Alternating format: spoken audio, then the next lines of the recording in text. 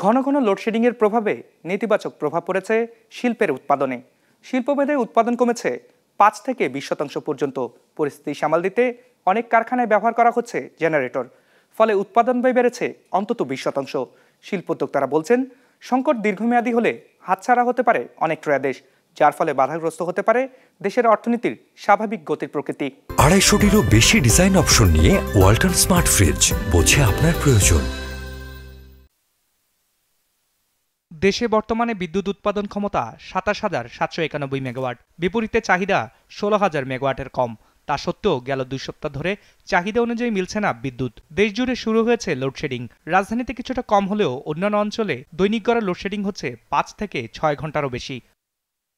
এমন লোডশেডিংয়ের প্রভাবে ক্ষতিগ্রস্ত হচ্ছে দেশের রপ্তানি আয়ের সবচেয়ে বড় উৎস তৈরি পোশাক খাত। উদ্যোক্তারা বলছেন, বিদ্যুৎ বিভ্রাটের ফলে দৈনিক ৪ থেকে ৫ ঘন্টা উৎপাদন বন্ধ রাখতে হচ্ছে। এমনকি নষ্ট হচ্ছে অনেক মালামাল। সময়মতো ক্রয়াদেশ পৌঁছে দিতে কিছু কারখানায় ব্যবহার করা হচ্ছে জেনারেটর। ফলে উৎপাদন খরচ অনেকটাই বেড়ে যাচ্ছে দাবি উদ্যোক্তাদের। আমাদের প্রতিদিন তো অন্তত ৩ থেকে ৪ বার লোডশেডিং হচ্ছে, মানে এটার কোনো সময় টময় নাই, যখন খুশি তখনই চলে যাচ্ছে।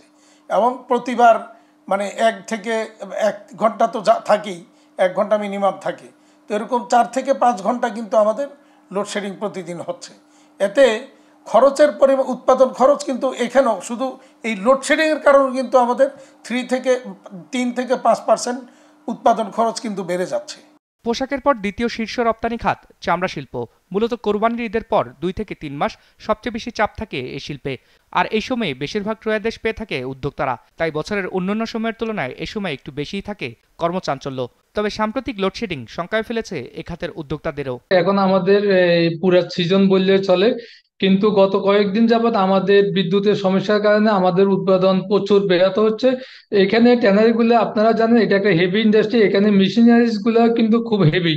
এখানে আপনার জেনারেটর কিন্তু ব্যাকআপ নিচ্ছে না, পুরোপুরি ট্যানারি ব্যাকআপ নেওয়া সম্ভব না। তো এর ফলে আমরা যে আমাদের যে এই ক্রয় আদেশগুলো আমরা যথাসময় এটা শিপমেন্ট করতে পারবো কিনা, এটা নিয়ে আমরা খুবই সন্দিহান। পোশাক আর চামড়ার মতো অন্যান্য শিল্প খাতেও পড়েছে লোডশেডিং এর আঁচ।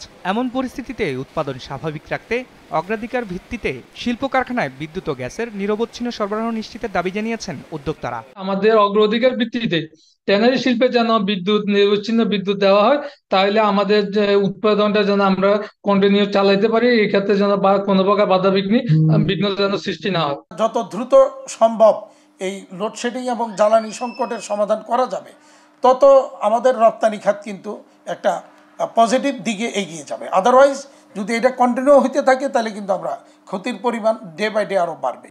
তথ্য বলছে, ২০২৪-২৫ অর্থ বছরে বাংলাদেশের পণ্য সেবা রপ্তানির লক্ষ্যমাত্রা নির্ধারণ করা হয়েছে $৫৭.৫ বিলিয়ন, যা আগের অর্থ বছরের চেয়ে ১২.৭৪% বেশি। বিজনেস রিপোর্ট, মাছরাঙা টেলিভিশন।